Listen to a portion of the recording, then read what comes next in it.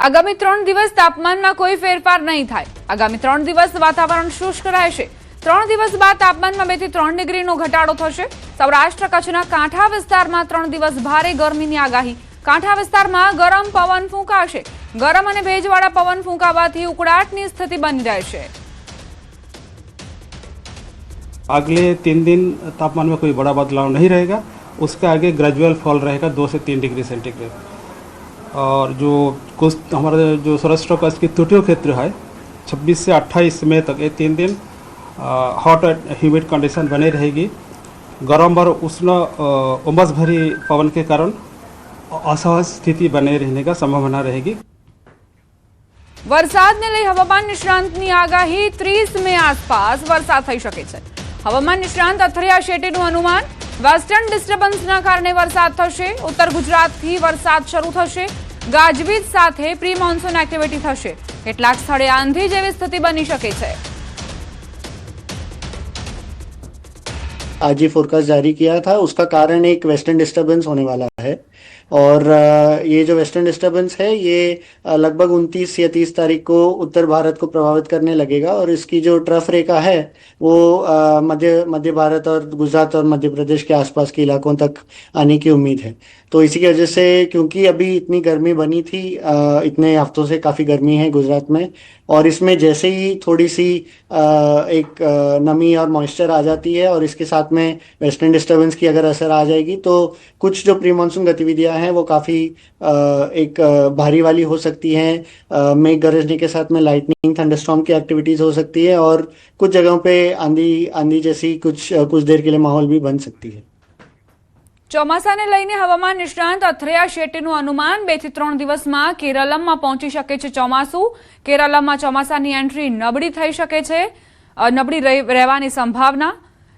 એમજેઓ વિકસી રહેલા અલ્નીનોના કારણે વિક્ષેપ અંદાજ કરતા થોડું મોડું પડી શકે છે ચોમાસું। ચોમાસું આ વર્ષે આ રીતે જ આગળ વધશે, રોકાઈને આગળ વધશે તેવું કહેવું છે અથરિયા શેટ્ટીનું।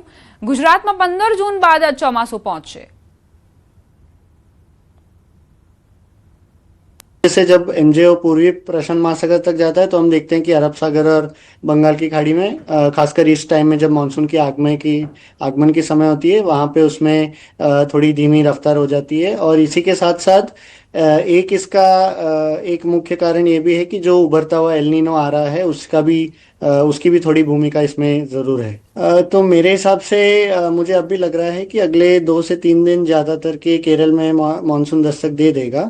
भले ही ये एकदम जोर का दस्तक नहीं रहेगा, यानी जैसे हम कई सालों से बोलते हैं कि 200-300 मिलीमीटर की बारिश गिरेगी, वैसी वाली दस्तक नहीं रहेगी, लेकिन एक कमज़ोर ऑनसेट हो जाएगा केरल में अगले 2-3 दिन में।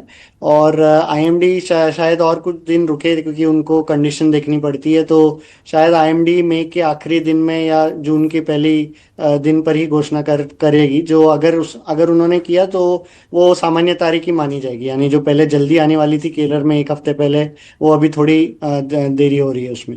लेकिन इसके बाद भी हम देखेंगे कि जो जून की शुरुआती दिन है वहाँ पे कर्नाटक, गोवा और कोंकण के इलाकों में फिर एक बार मानसून केरल पहुंच गया तो उसके बाद में थोड़ा जल्दी आगे बढ़ेगा।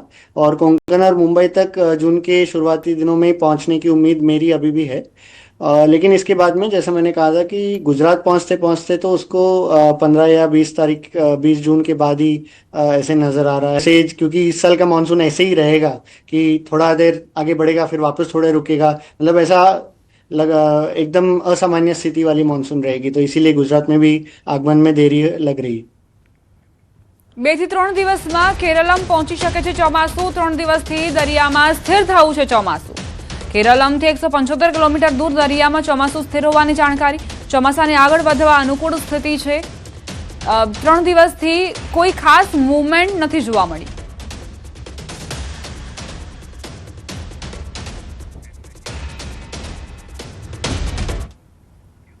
સમાચારોમાં હવે આગળ વધીએ। બનાસકાંઠાના પાલનપુરમાં ચોંકાવનારો ઘટનાક્રમ।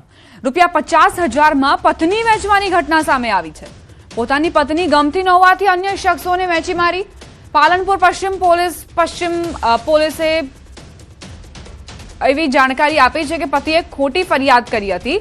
પત્ની ગુમ થઈ હોવાની પોલીસમાં ફરિયાદ નોંધાવી હતી। પાલનપુર પોલીસે તપાસ કરતા સમગ્ર મામલો ભાંડો ફૂટ્યો છે। યુવતીને પોલીસ સ્ટેશન લાવીને પોલીસે પૂછપરછ કરી। 50,000માં અન્ય શખ્સોને પત્ની વેચી દીધાનો ખુલાસો થયો।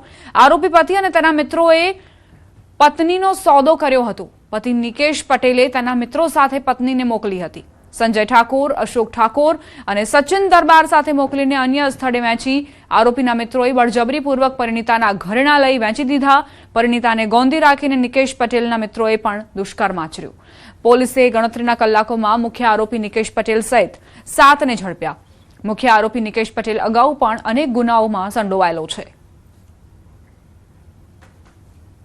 જે બહેન છે એને એમના પતિ નિકેશ દ્વારા એમના અન્ય મિત્રોને આપી દેવામાં હતી, જે માનવ તસ્કરી એમણે કરેલ હતી અને જેમાં 50,000 જેટલી રકમમાં તેમની પત્નીને અન્ય મિત્રોને વેચી કાઢેલી હતી।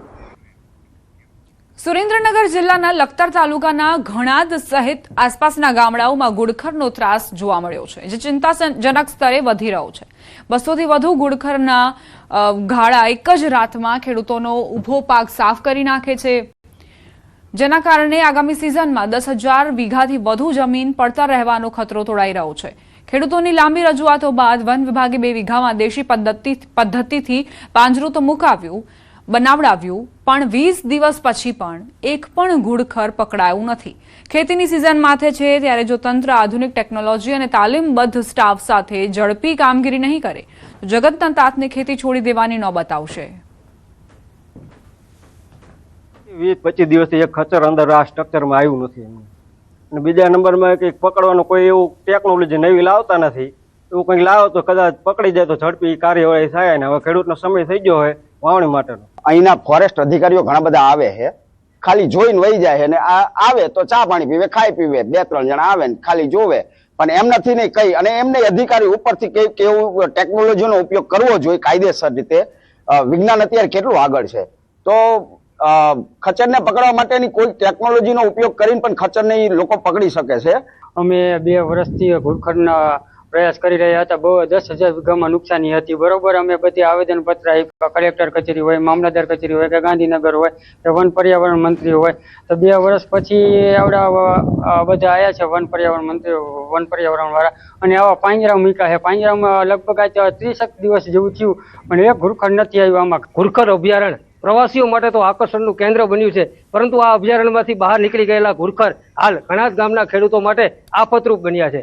ઘણાદ ગામમાં છેલ્લા 2 વર્ષ કરતાં વધુ સમયથી ઘુડખરના જે ત્રાસ છે એના હિસાબે થઈ અને ખેડૂતો દ્વારા અવારનવાર રજૂઆત કરવામાં આવ્યા બાદ છેલ્લા 20 દિવસથી વન વિભાગ દ્વારા આપ જોઈ શકો છો ટીવીના દ્રશ્યોમાં આ પ્રકારનું એક વિશાળ પાંજરું બનાવવામાં આવ્યું છે, જેની અંદર ઘુડખરને પકડવા માટેની જે છે કાર્યવાહી કરવામાં આવી રહી છે, પરંતુ ક્યાંક ને ક્યાંક વન વિભાગની નિષ્ફળતાના કારણે આ 20 દિવસ કરતાં વધુ સમય થવા છતાં હજુ સુધી એક પણ ઘુડખરને વન વિભાગની ટીમ પકડી શકી નથી।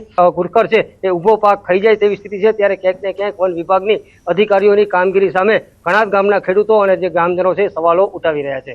અક્ષય જોશી, ન્યૂઝ 18 ગુજરાતી, ઘણાદ। સોમનાથ મંદિરમાં વીઆઈપી અને સ્પેશિયલ દર્શન નામે દેશભરમાં ફ્રોડ ગેંગ સક્રિય થઈ છે, જે નકલી વેબસાઇટનો ઉપયોગ કરી ભક્તોને ચૂનો લગાવી રહી છે। આવી છેતરપિંડીથી બચવા અને સાવચેત રહેવા માટે સોમનાથ ટ્રસ્ટ દ્વારા શ્રદ્ધાળુઓને ખાસ અપીલ કરાઈ। તેઓએ જણાવ્યું કે સોમનાથમાં વીઆઈપી દર્શન માટે પાસ કે ટિકિટની કોઈ પ્રથા નથી। દર્શન માટે બધા માટે એક સરખી જ વ્યવસ્થા છે। આ સાથે રૂમ બુકિંગ, પૂજા વિધિ કે પ્રસાદ બુકિંગ માટે માત્ર શ્રી સોમનાથ ટ્રસ્ટની વેબસાઇટ somnath.org પર જ બુકિંગ કરવા અપીલ કરાઈ છે। ટ્રસ્ટ દ્વારા શ્રદ્ધાળુઓને વિશેષ અને ખાસ અપીલ કરવામાં આવે છે કે સોમનાથ ટ્રસ્ટ દ્વારા માત્ર સોમનાથ ટ્રસ્ટની ઓફિશિયલી વેબસાઇટ somnath.org પરથી જ રૂમ બુકિંગ હોય, પૂજા વિધિનું બુકિંગ હોય કે પ્રસાદનું બુકિંગ હોય, માત્ર ને માત્ર ઓફિશિયલ વેબસાઇટ પરથી જ કરવામાં આવે છે। ટ્રસ્ટમાં વીઆઈપી કે સ્પેશિયલ દર્શનની કોઈ પ્રથા પહેલેથી છે જ નહીં કે આવું વીઆઈપી દર્શન માટે કોઈ ટ્રસ્ટમાં વ્યવસ્થા જ નથી, જેથી દરેક શ્રદ્ધાળુઓને ધ્યાન